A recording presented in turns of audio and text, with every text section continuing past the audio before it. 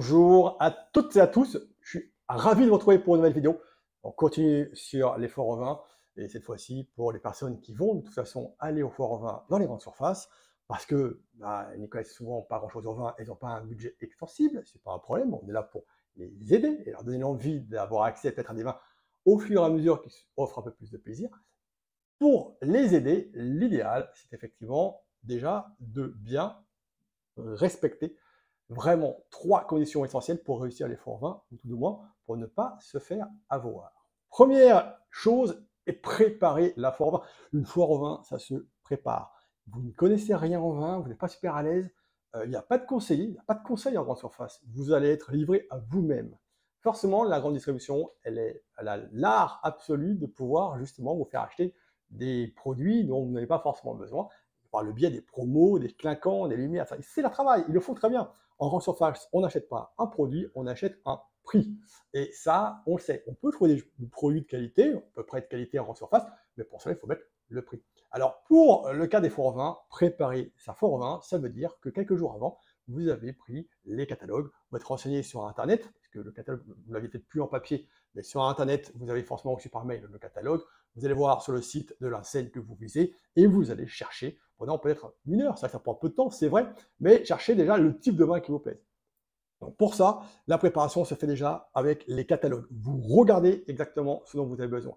Deuxième chose importante, fixez-vous un budget, parce que sinon, c'est fini. Encore une fois, le budget, vous dites, bon, moi je ne connais pas trop le vin, j'arrive pas à mettre plus de 6 € dans une bouteille parce que je n'ai pas un budget extensible. En plus, on connaît un peu l'inflation, c'est pas facile, donc je veux bien me faire un peu plaisir, mais je ne veux pas me faire ruiner non plus. Allez, je vais viser peut-être 100 €, ce qui est déjà beaucoup, pour, je ne sais pas, 100 €, si je peux avoir 15 bouteilles de vin, bon, ça fait à peu près, ouais, ça fait à peu près 6-7 € la bouteille, bon, je trouve que c'est pas trop mal. Ok, on se fixe ça comme objectif, ne pas dépasser ce budget-là. Si vous dépassez le budget, vous serez forcément un petit peu dégoûté, vous direz, zut, je suis pas content de moi parce que j'ai dépassé le budget, je suis en difficulté pour la suite. Donc ça, respectez le budget, fixez votre budget pour un certain nombre de bouteilles, pour avoir un prix moyen par bouteille. Ça, c'est déjà une première avancée. Et ensuite, pourquoi est-ce que vous achetez du vin? Ça, c'est la troisième chose. Pourquoi acheter du vin? Est-ce que vous allez acheter du vin pour le garder? Vous avez une petite cave sympa, un petit casier avec 24 bouteilles, vous voulez mettre du vin à l'intérieur. Bon, pourquoi pas pour garder et les boire dans 5 ans, 6 ans, 7 ans, 8 ans, 10 ans, pourquoi pas? Forcément, on n'achètera pas les mêmes vins que si vous décidez au contraire d'acheter du vin pour les fêtes de fin d'année parce que vous recevez la famille. Dans ce cas-là, évidemment, on va aller sur des vins qui sont plus prêts à boire, ou même pour l'été suivant, pour le camping, pour se faire plaisir en vacances, ou alors parce que c'est le mariage du grand ou de la petite. Donc effectivement, on se rend compte que là, les données ne sont pas les mêmes. Donc à vous de bien comprendre pourquoi est-ce que vous allez acheter du vin, pour quelles conditions, et ça, c'est quelque chose qui est aussi très important parce que ça va faire varier forcément vos achats.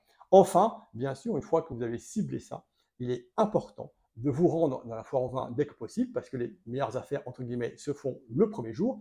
Prenez une bouteille de chaque vin que vous visez, organisez une petite dégustation avec vos amis le soir même, et puis du coup, faites-les participer s'il faut.